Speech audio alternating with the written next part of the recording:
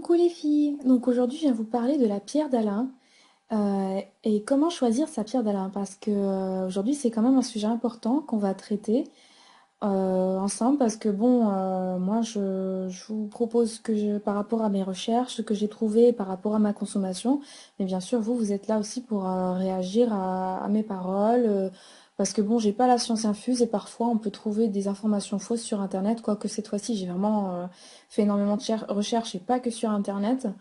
Donc si vous trouvez qu'il y a des choses qui vont pas trop dans ce que je dis, s'il y a des erreurs, il n'y a pas de souci, vous m'écrivez en commentaire, vous me dites qu'est-ce qui va pas, ce que vous en pensez, etc. etc. Donc en fait, moi je suis moi-même une consommatrice de la pierre d'Alain et c'est pour ça que le sujet m'a d'autant plus intéressée et que j'ai fait des recherches. Donc que ce soit sur internet, à la télé, la presse, j'ai trouvé à chaque fois les mêmes conseils euh, et les mêmes explications. Donc en fait, il faut savoir que pour bien choisir sa pierre d'Alain, il faut lire les ingrédients utilisés car sur le marché, on trouve la naturelle et la chimique. Et la chimique, elle est pas du tout, mais pas du tout bonne pour la santé. Donc voilà, je vais vous expliquer. En fait, la naturelle, elle se compose principalement de potassium d'Alain. Donc, en regardant dans les ingrédients, vous allez voir, là vous ne verrez pas. Non, vous ne verrez pas. C'est pas grave, je vous mettrai la photo. De toute manière, je pense que quand vous verrez potassium d'Alain, vous comprendrez que c'est la bonne. Donc là, c'est un exemple de chez Sephora. Là, on l'a eu en promotion, donc elle devait être à 2 euros et quelques. Je l'ai mise dans mon haul, dans mon dernier, enfin pas mon dernier, dans mon haul sous la neige. Je vous avais donné le prix, donc je m'en souviens pas du tout.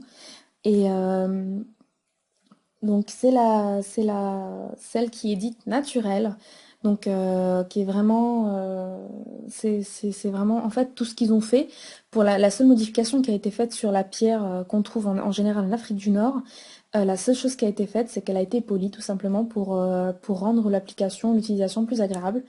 Donc ensuite, il y a aussi la chimique, comme celle-là. Et la chimique, en fait, dans sa composition, il n'y a pas écrit potassium d'Alain, mais ammonium Alain. Et l'ammonium Alain, c'est un élément qui est sous-produit de l'industrie chimique lourde asiatique. Donc, et c'est un élément qui cause le cancer du sein. Donc voilà, donc c'est pas quelque chose à prendre à la légère. C'est vrai qu'aujourd'hui on nous bassine avec ça, ça cause le cancer, ça cause le cancer. Mais bon, si on peut faire attention, c'est vrai que le déodorant maintenant, on nous a tellement fait peur avec tout ça qu'on ne sait plus lequel choisir. Et puis on n'est pas forcément, on connaît pas forcément les ingrédients ni comment les reconnaître. On sait les lire, mais après à quoi ça correspond, on ne le sait pas souvent. Donc voilà, donc c'est le résultat de mes recherches. Donc je vous conseille vraiment de choisir la pierre d'Alain qui est faite d'ingrédients potassium d'Alain naturel. Donc on ne peut pas forcément la reconnaître. Par contre, c'est ceux qui essaieraient de reconnaître la vraie, la naturelle de la chimique par son aspect, c'est pas vraiment ce qui va nous aider le plus parce que regardez celle-là. Celle-là, c'est la naturelle. Et celle-ci, c'est la chimique. Vous me direz oui, il y a peut-être qu'elle brille plus. Je sais pas. Donc c'est vrai que là, quand on les regarde toutes les deux, elles sont pas forcément pareilles, elles sont totalement différentes. Mais voilà, on nous dit que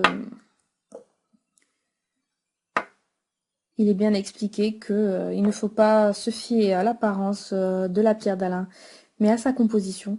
Donc voilà, j'espère que cette vidéo vous aidera si vous êtes à la recherche de la bonne pierre d'Alain et que vous êtes au courant des polémiques sur justement la pierre d'Alain qui est pas forcément bien, qui est pas bonne et que vous l'avez achetée.